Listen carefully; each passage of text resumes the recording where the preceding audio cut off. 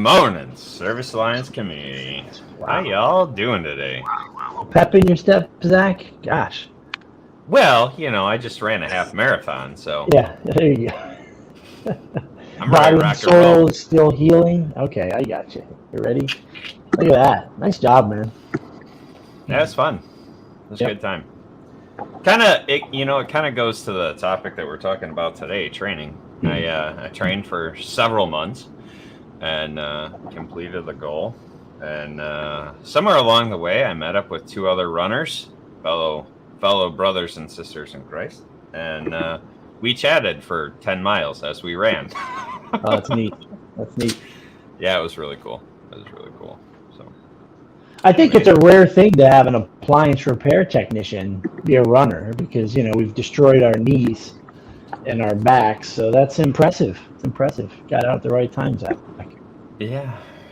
No, there's others out there. I mean, like JT Farrell. You see that dude? He's like hitting the gym all the time. And you got Rob, who even with destroyed knees is out there, riding 100 miles in the Texas heat.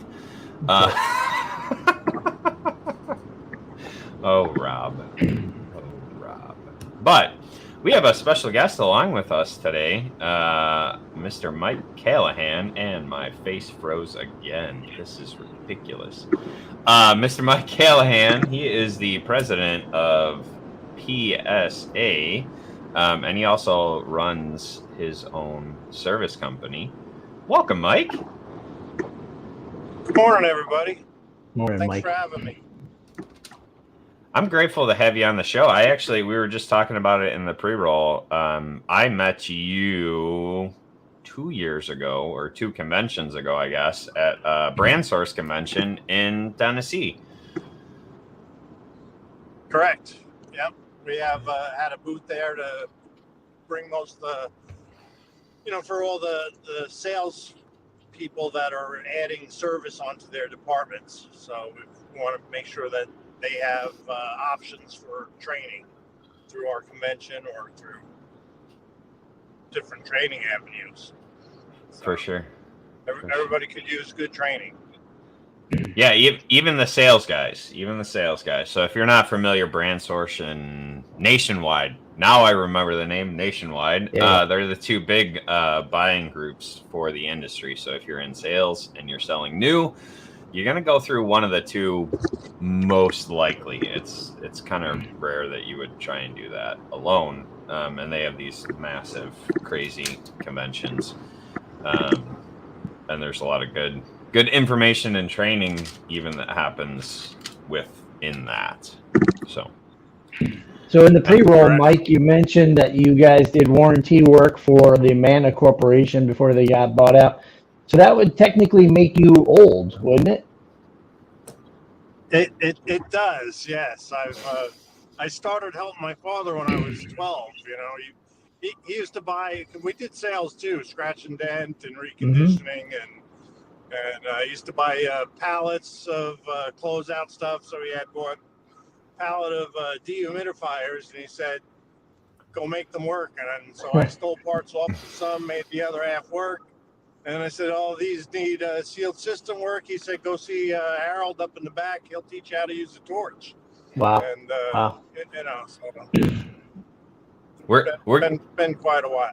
We're gonna dig more into that in a little bit when we really get into the meat and potatoes of this, because there's some valuable lessons that you got from there. But yeah, Doug, you're just. But what I do like though, Mike, is as an old guy, I see you on these different appliance Facebook pages asking questions or helping people. And did that come naturally for you? Or were you always someone that embraces the latest approach and technology to communicate? Because back in the day, we would not have this ability to have an instant answer or develop a friendship or mentorship through social media. So what's that been like for you, Mike?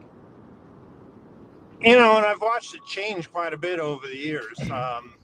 It's advancing quite a bit. It's getting a lot easier to get the information that you need to help repair different things. There's a lot of resources out there. Most everything when I started out was mechanical. It was just go figure it out. And, I mean, we could call somebody, but when we're working on some of the new stuff, there wasn't a whole lot of people to call. So, we would come back and then share with the other technicians in the company. And this is what I saw, or this is that, or, it's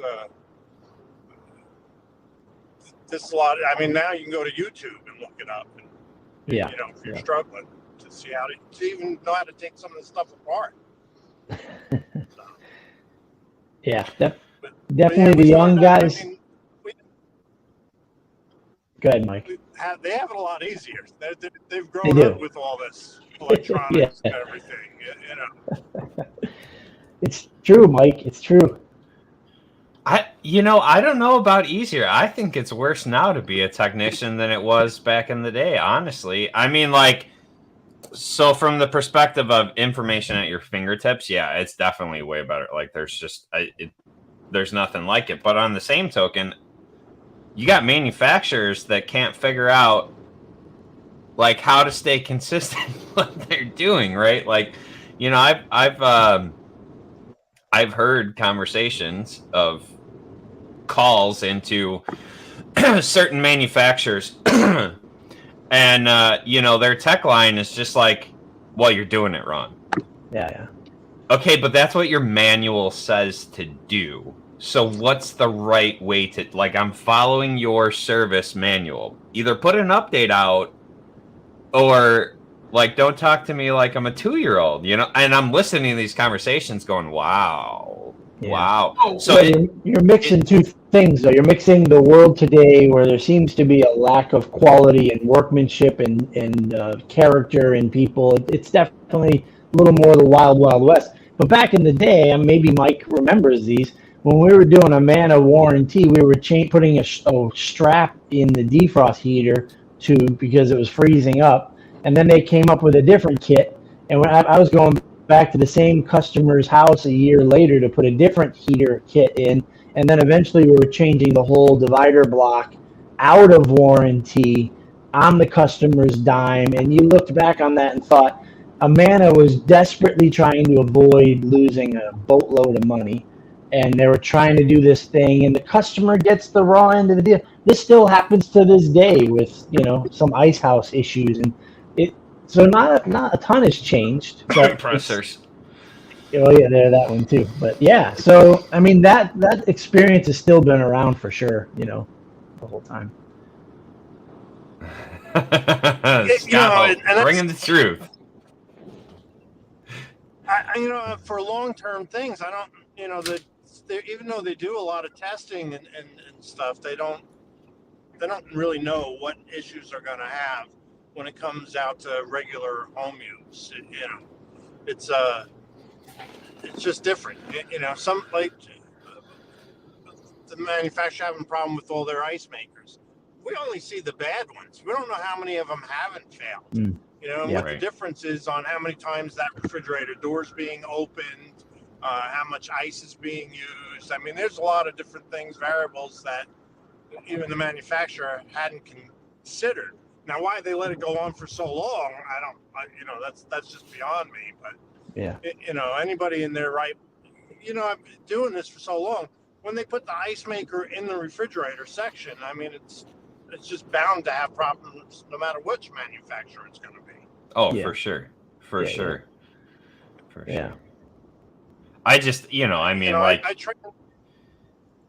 think the level of looking at a mechanical timer and knowing what the contacts say and knowing how to change out, a coupler or, change out a wig-wag, right? All right, hold on now. Now I'm starting to feel like I'm feeling like you're calling me Babe Ruth and you're comparing my stats to yours and you're saying, hey, it's apples and oranges. But no, you're totally right, Zach. You're totally right. We used to do 10 to 15 calls a day. First time completes were 80, 90%. And I had it on the truck. A Maytag was a Maytag. A Whirlpool was a Whirlpool. You knew how the machine worked. You knew what was wrong before you got in the house. Back in the early 2000s, I was doing, with a service called a $79.95, I was generating $350,000, $360,000 a year in revenue. And our guys can't do that today always because you can't do 10 to 15 calls, and there's a lot of walks. And not that old, Rob. Not that old, buddy. Listen, I'm coming to Dallas. Is he in Dallas, Rob? Because I'm coming to Dallas next month. I'm gonna have to sort this stuff out. Oh boy, no, but I mean, I'm kind of in that. I'm kind of in that middle generation of that, right? Where half of my work was as they were really ramping up the computer controlled everything, and half of my work was at the time only 30-year-old Maytag, right? Like putting the brake pads on and greasing the snubber pad, like.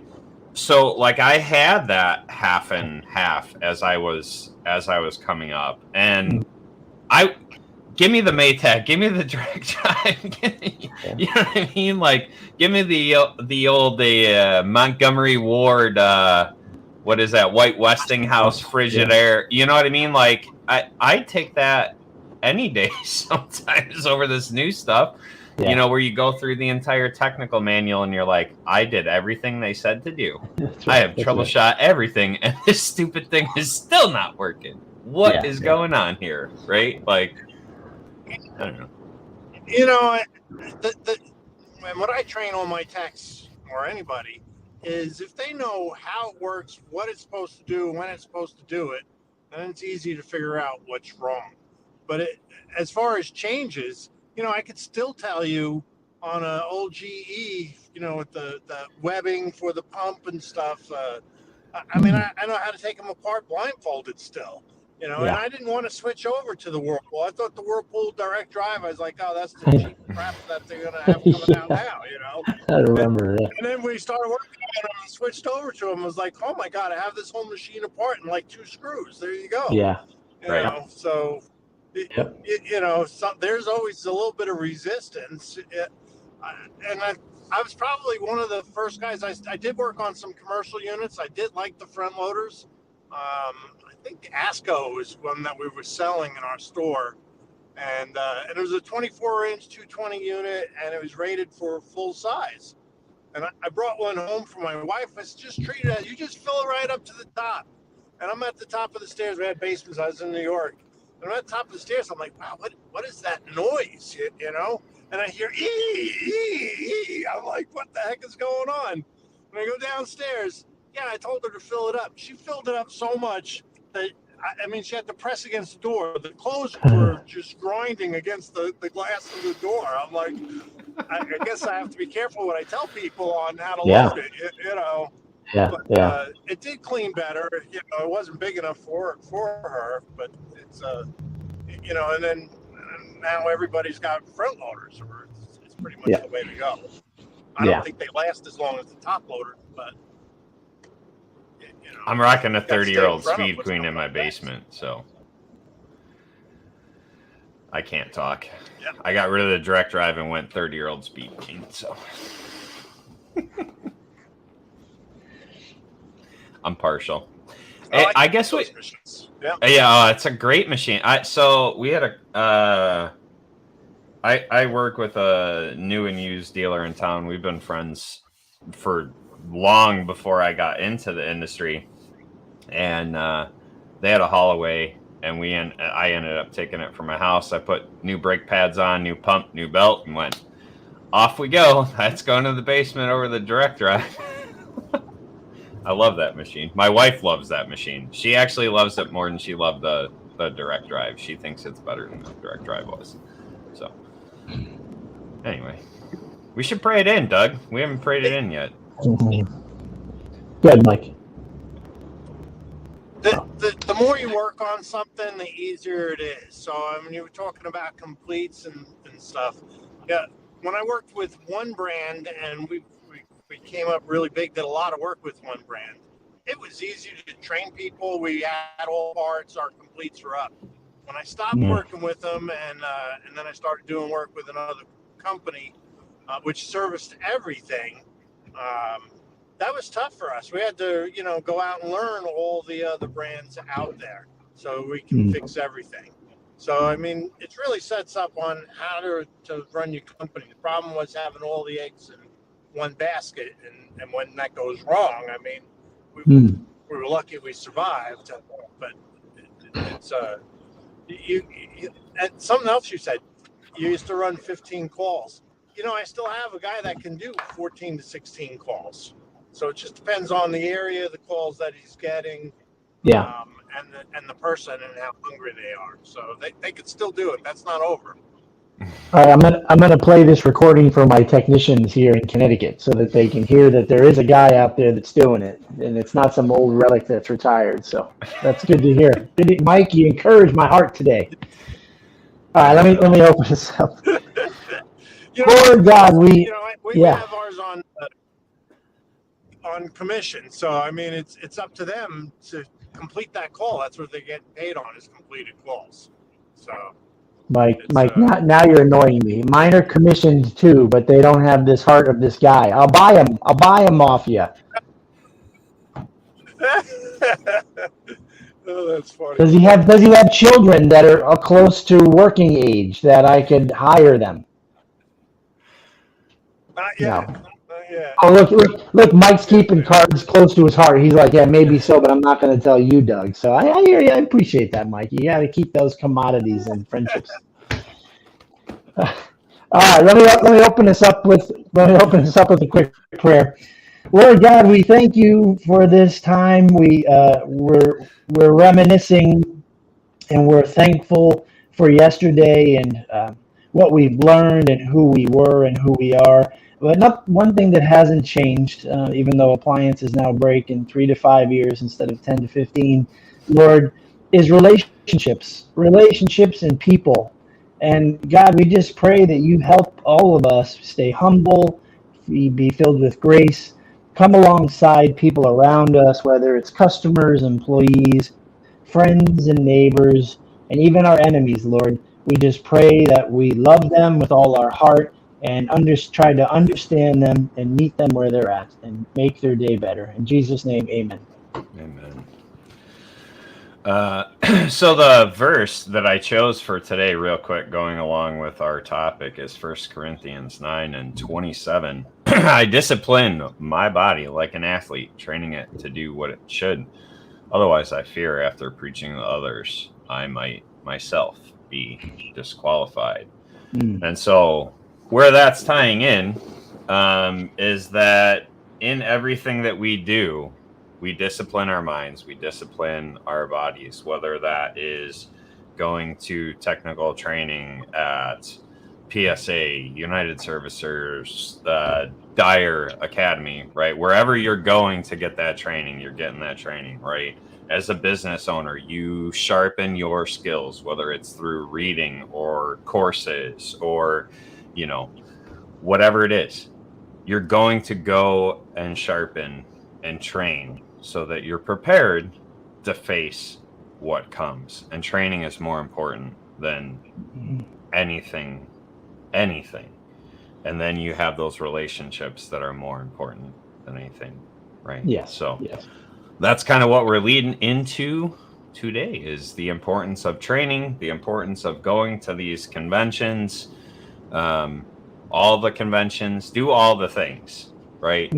You can never have too much training. You can never have too many relationships and friendships, right? It is so important to dig in and to come together as a community as many times, as many ways as we possibly can. That's why we do the grind every single morning. That's why we're here every single weekday morning, is so that we can come together as a community and sharpen our skills, sharpen our minds, and build each other up. Yeah. So, Mike, when was your first convention? What year was that, and what was that experience like for you? My father didn't go to any of the conventions or anything, and we went to the little trainings that they had at when they have them at a hotel or whatever for the manufacturers and stuff. So we did get training back then. When I opened my own company in 2007, and I started with the parts company, and then I actually had found out about PSA. I got to say that was probably 2009 or 10 when they had it in Miami, and I went to that,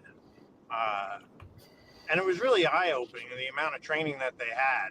I had brought two people with me, two of my techs with me, and they went to different trainings. We all split up on different rooms when there was things that I felt were important, depending on who it was or what the training was. And we all brought back different things. I went to a lot of the business classes and on managing and different ways to grow the business. And it was really eye-opening. I mean, after that, I did join United Servicers and started going to that also. And then I split it up to bring techs to both. I didn't want to close down, or it's tough to close down on all the techs. I'll be bringing a couple techs to PSA this weekend. It's not too late. You can still sign up and come. There's still room. I'd like to get a nice boost on that and see if we can get a bunch more people to sign up in this last week and show up. You can still show up for, if they're there in Florida, they can still show up and do a day pass if they had to or whatever. That's a little more expensive, but if that's what you're going to get. Along with that, then I started hearing about peer groups, and I joined a peer group. Between going to both of them and joining the peer group, that's really when my business took off. And then I learned a lot more on what I was doing wrong, the planning, the stabilization, and how to treat the technicians and try and make sure they're fair and I'm fair. It was really eye-opening. So, I was honored when they asked me to become on the board, and then the next week they said, "Oh, we think you'd be a good president." And I was like, wow. Wow. Yeah. Did you get the tattoo yet? PSA on the neck? Yeah, no, I don't have any tattoos. I can never decide on what I want to keep for that long. It's like, how do you put something on your body for that long? Well, let me tell you something, Mike. I'm impressed, and just help me with this question. When you were going to Miami and you were bringing guys, where were you coming from? Where was your home state at the time? Texas? That was Texas, yep. And did you drive there or did you fly there? Actually, we did drive there. Yeah. And I kept thinking, because my mom lives in Pensacola, and I just wasn't realizing how big the country was at the time. And so we got to Pensacola and Orlando, and we still weren't there. I mean, it just seemed like it was the longest drive ever. So I let them guys drive back, and then I flew to New York to go and do other work and stuff, and then flew back. But that was enough of my driving. But I'm just impressed. I'm impressed as a business owner that you're willing to invest the money and the time, because those guys aren't doing service calls.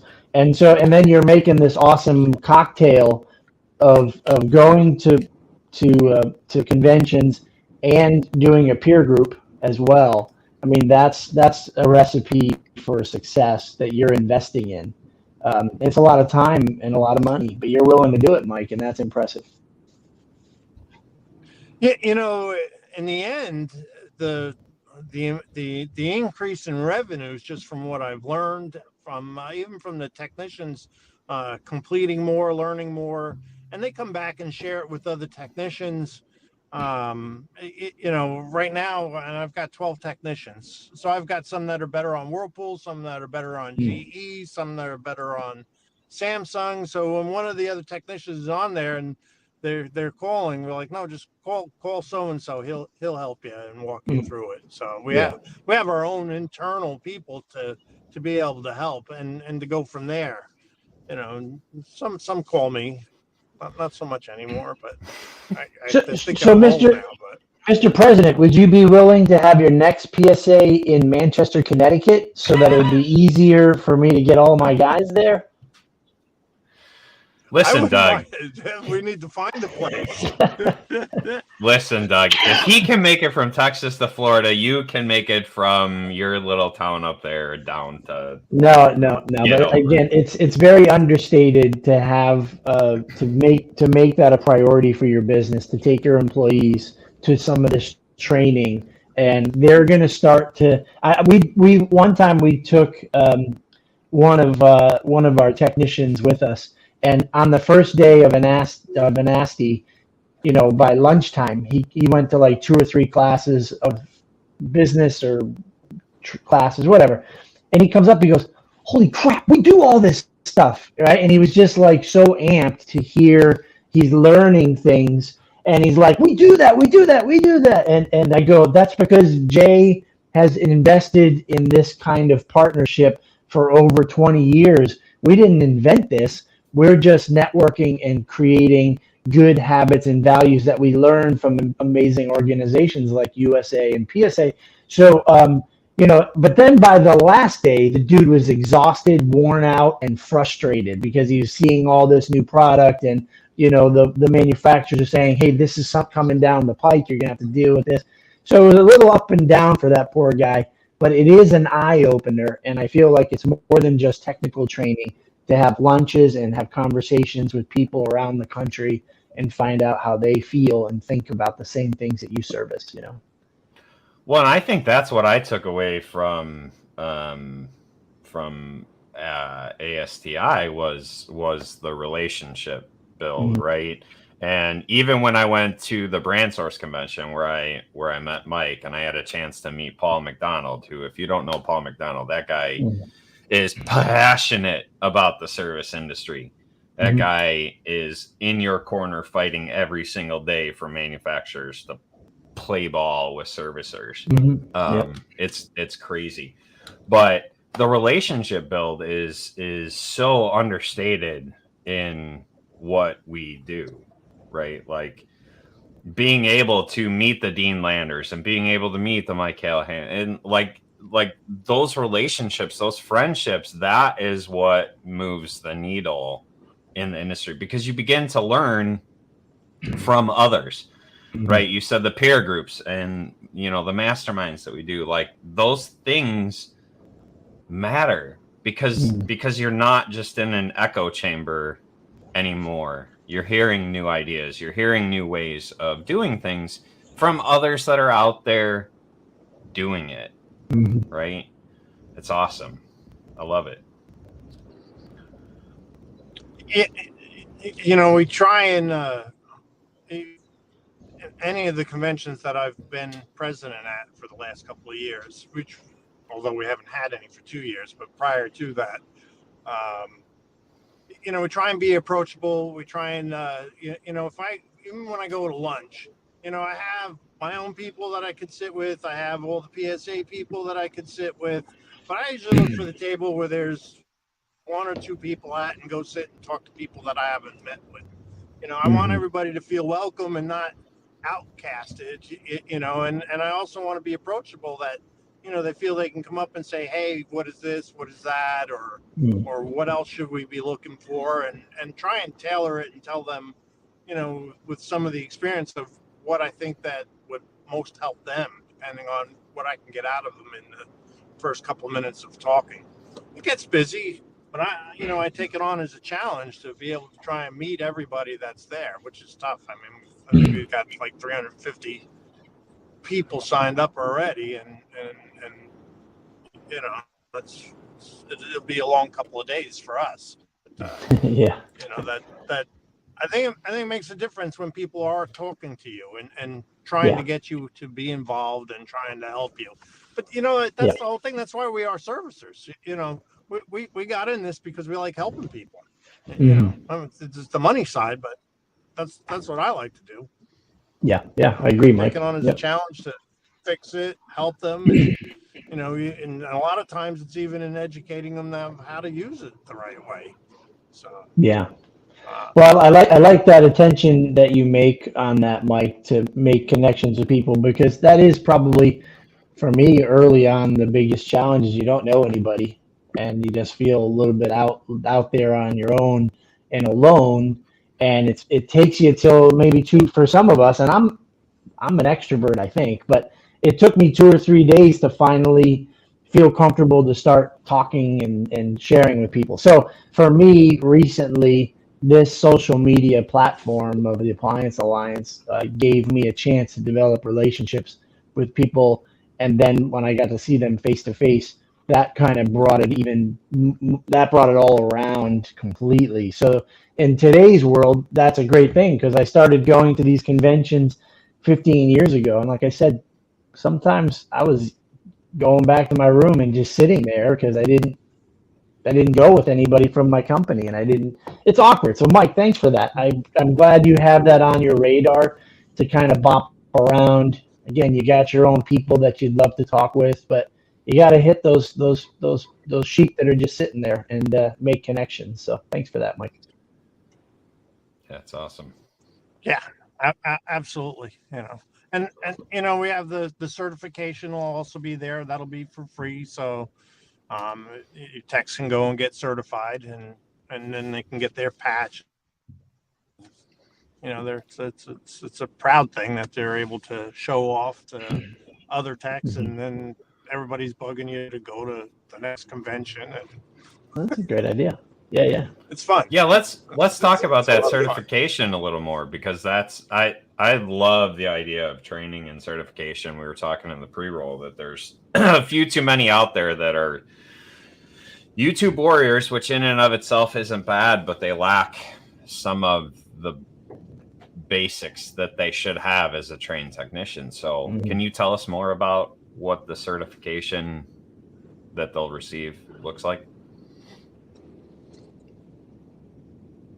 So, we have all the training that they can take, the training for even some of your new technicians, which is your refrigeration, stoves, and electric, and stuff. And then they can take, we have the certification class that's going on where you can go in and you take your, it doesn't take that long.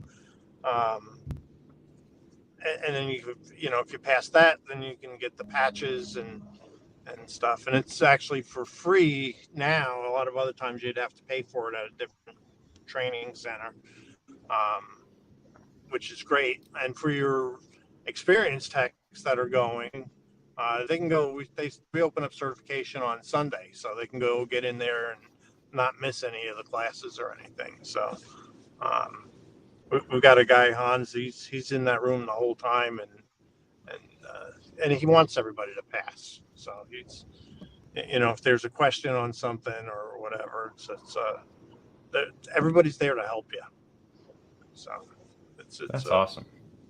It's a good thing. That's awesome. We're going to make sure that we're going to make sure that in all the groups that we post the information on the convention, so any of you last minute people can go and join. I know from Service Alliance we are going to have Mike Carson is going to be down there, Justin Gandy is going to be down there, and last minute EJ is coming down to PSA, so they will all be there this weekend, which is really cool. But we'll make sure we post that in the group. I think you guys were able to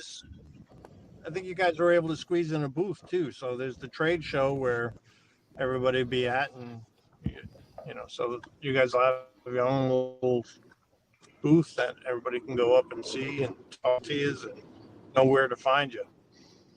So yep, that'll be fun too. We did have one question. PSA banquet included with registration, or is that I got frozen. PSA banquet, is that included with registration, or is that a separate fee, Mike? Do you know?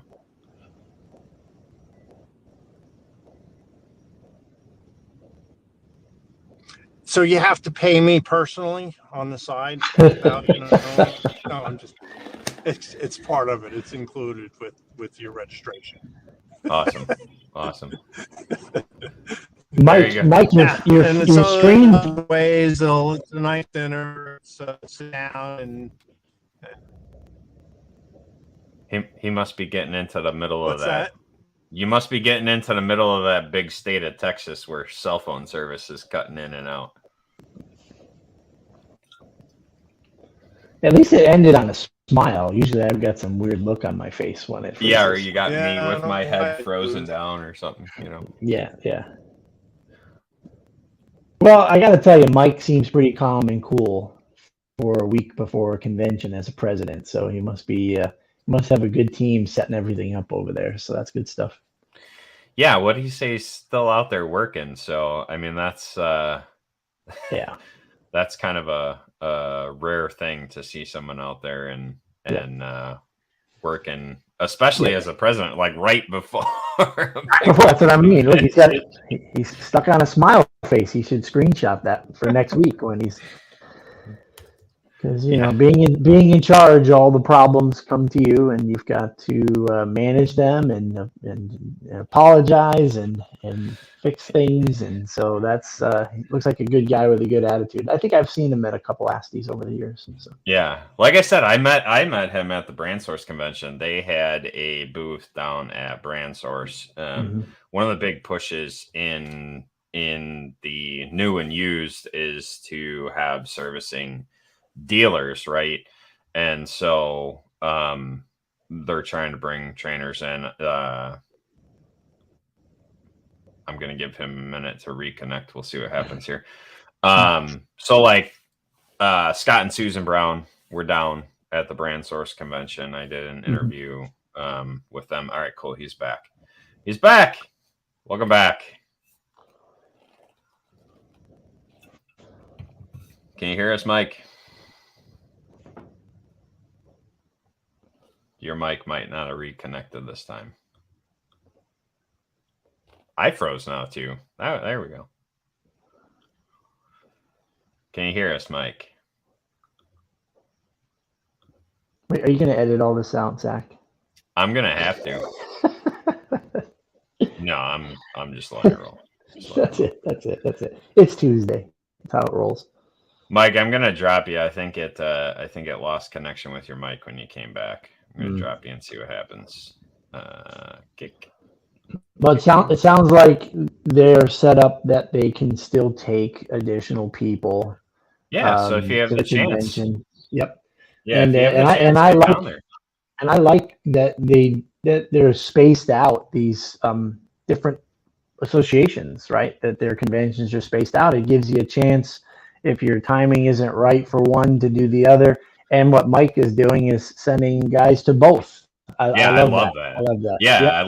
I love that he's alternating. He's intentional about sending some to one, some to the other, and then maybe the next year he flips it or whatever, so they get exposure. And again, that's what I was saying earlier. Like, you don't want to be in this echo chamber hearing the same thing over and over and over.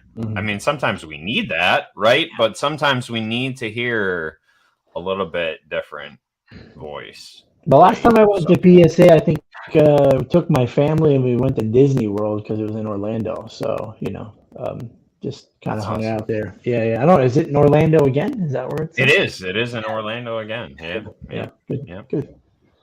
Very cool. Right. See if he's back. Can you hear us? I think we got him. So a lot of oil rigs, but no cell phone towers. I mean, you would think they would put some towers on top of those oil rigs. Yeah. He's smiling, so he can at least hear us, even if he can't talk back to us. I can hear you now. Can you hear me? Yes, we can hear you now, Mike. Yes, we can hear you. Oh, that's funny. Yeah, you'd think they just, like, this is downtown Fort Worth I'm in. You don't usually lose cell phone service here. And it said I had bars, so I don't know what's going on. Weird. Well, it's been such a pleasure. We were just talking. It's really cool the way that you stagger everything. That the conventions are staggered, number one, but number two, how you actually stagger sending your text to different things and end up sending them to everything, which is just a neat approach to that, and EJ's throwing this in. Good. it's tough because you got to pay for the convention, you got to pay for their travel, and then you got to still pay them for the week. I So know. you're losing a lot of revenue, sending a couple of guys, but Yeah. it's really worth it. In the end, it's worth it. And I have a lot of people that I'll talk to, other companies around. I'm like, "Are you coming?" They're like, "Oh, I can't afford to." Yeah, you always hear that thing, you can't afford not to. But I watching as I keep growing, and they're not, and they're like, "Wow, what are you doing?" I go to the conventions. I bring the guys. It hurts sometimes, but you know what? The results afterwards are just, it's much better. Yeah, the It's return definitely on worth it. investment is it's tenfold. I mean, well trained, well cared for employees, the return on investment is tenfold at least. At least. Well, it's human Yep. nature, especially appliance repair technician nature, to assume the worst case scenarios of why you can't do something, right? I have a technician that's struggling with his metrics and numbers, and he's like, well, you sent me to the poorer cities of the state. And that's, meanwhile, I've had other people there and they were killing it and doing just fine. And we just justify a lot of times and make excuses. But Mike, what you're doing is you're investing, and I think like people who have been afraid to raise their service fee or raise their rates. Oh my gosh. And you assume the worst case scenarios. And then you finally, after you beat yourself up and you procrastinate and you angst over it, you do it and nothing goes wrong. The customers accept the increase, and you look back on that and go, why did I make a big deal about it? I really think trying to know your numbers and invest in your employees, it looks like it's harder than it really is, but if you do it, it will certainly have its benefits pretty quickly, right? So Yeah, 100%. still scary You though. definitely Still scary. need to know your numbers. Yeah, you got to know your numbers. Yeah. Need to know your numbers. That's huge. My dispatcher, I've been coaching him and letting him, kind of going over our weekly revenue and call counts, and just letting him know, hey, your impact was one of the reasons why we had such a great week today. So Labor Day week, our revenue was down, and he's like, something's wrong with the reports. This is messed up. I mean, like I worked my butt off. And I'm like, yo, go to Monday, check Monday's stats. No money? What the hell happened? We were off, remember? He goes, oh, that's messed up. I go, come on now. We all need a day off. We all need a holiday to rest. But that's an investment as an ownership in our people to have these benefits, this time to rest. But boy, does it hurt. And he walked away going, oh my gosh, this is killing me. But so he had a taste and a flavor of investment and sacrifice and giving up when you need to give to others to grow them. So big stuff. It's good stuff. It's good stuff. Well, hopefully y'all took away that you need to get out there, get trained, network, go to these events, any of the events, all of the events, and make sure that you're making these connections. And taking the time to invest not only in yourself, but in your team, as well as your future, right? Like you just heard Mike talk about, like, he's continuing to grow, and some of the people telling him he's a fool are not. So who's the fool, right? Like, get out there, invest in yourselves, invest in your team, invest in your future, and get the training and continue training. Don't stop. The world doesn't stop moving. It continues forward. So you're going to have to continue to invest. And great training doesn't equate to growing. No. It's just, you want to have an incredible experience for your customer. You want to be able to charge the best rate you possibly can and make the most profit you can, taking care of the customer. And if you invest in that training, you can charge that price, and everyone will be happy, from your customer to Mike's commission technician to the profit margin of the business, and that Mike can keep his business going for the next 20, 30 years as he's providing a service for the community and for his employees, a way of life. So it's a heavy subject in a way, but that training makes the experience better for sure, all the way around. It's not always about growing, right? And then you got to apply it. Apply it. And it's not just for service technicians, it's for the business owners, it's also for the CSRs.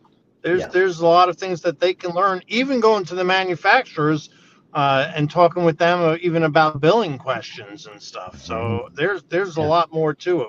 I've brought some of the CSRs to there, and they've learned a lot and went to go and speak to the different people they need to. So everybody's, it's gonna, again, we've got more manufacturers coming to here than we've ever had. So that's great. It's great. There's something for everybody.